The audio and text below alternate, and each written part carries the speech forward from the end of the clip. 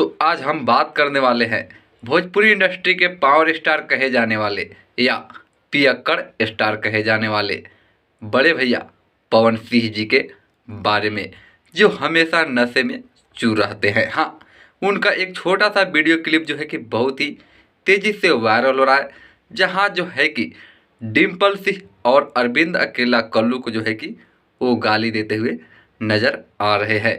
वो भी video call पर भारी स्टेज पे, जहाँ पर लाखों की भीड़ होगी भैया, वहाँ पर एक पावर स्टार कहे जाने वाले भोजपुरी इंडस्ट्री के नामचीन स्टार और वो भी पियक्कड़ स्टार जो है कि ऐसे कैसे बोल सकता है। लेकिन उसने जो है कि इन दोनों का इज्जत से सरेआम खेला और सरेआम लूटा। लेकिन ये दोनों जो है कि भक होकर रह गए। एक को नाजायज साली बोला तो वहीं दूसरा को साला बोला। और ये अरविंद अकेला कल्लू कैसा है भैया, देखिए वो जो है कि इसको गाली देता रहा, लेकिन ये अरविंद अकेला कल्लू जो है कि प्रणाम, ये क्या है भाई, तुमको कोई गाली दे रहा है भारी सभा में और तुम प्रणाम कर रहे हो।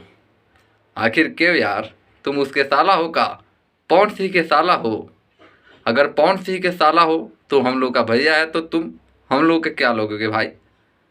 हम लोग भी वहीं बोले तो अच्छा लगेगा।